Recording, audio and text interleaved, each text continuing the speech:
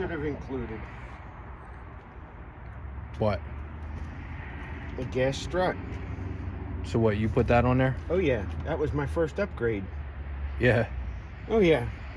Had the car all of, I knew it was coming. I actually had to, when I placed the order, I actually had that sitting here for when it came. I mean, it took all of 10 minutes to install. That's what everybody cried about before Yep. it got here. Yep. And I took the manual one out. But yeah, always wanted to do this on new parts.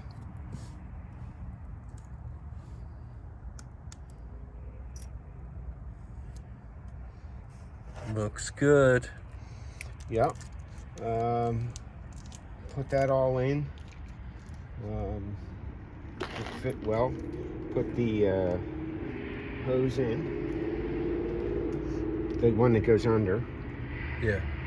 Comes up right over here and then attaches over here. But can you see what my next project is? The next project is taking this line off.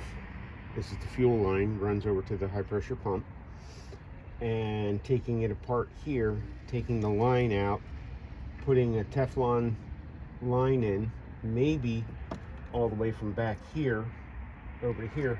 But what I found out is that right here on top of this strut mount or motor mount, these two tapped holes, you know what they hold? They hold a bracket for a methanol sensor. Yeah. Yeah, and if you actually look at any of the South American cars where E85 is common, Yeah. this car comes with an ethanol sensor, which means then which then means that the ECU will also handle. Yeah. Which means there's probably an input For E85. for E85, for the ethanol sensor and E85.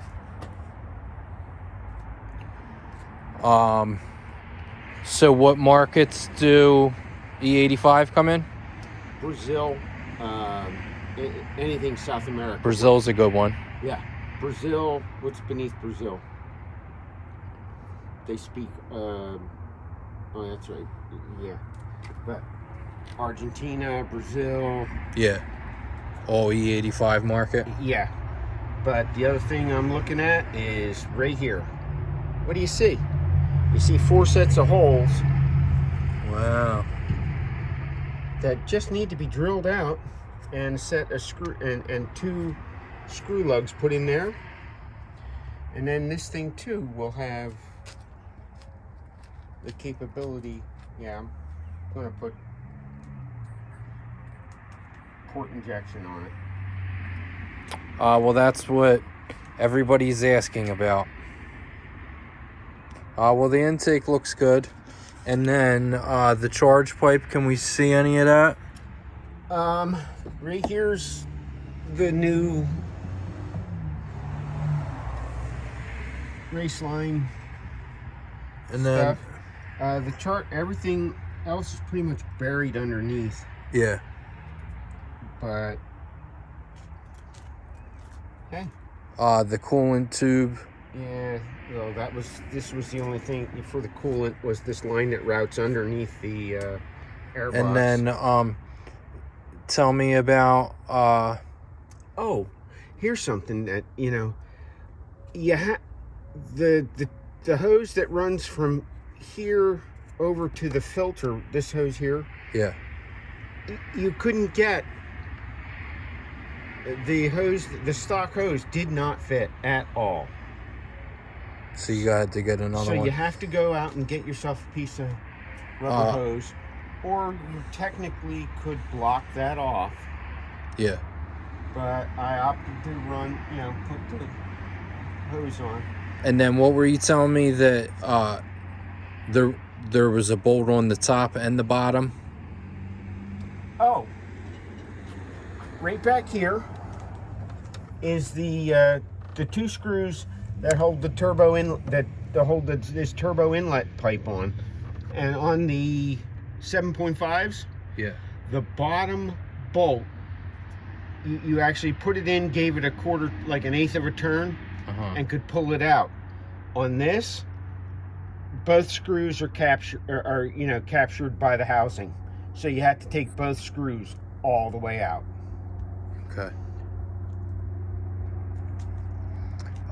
It was because I was sitting there trying to turn it, loosen the bottom one up, and I'm trying to turn it. I'm going, it's not turning. Yeah. You can't see it. It's buried down there. But yeah, I was like, wow. Trying to turn it. Finally ended up taking the screw out and went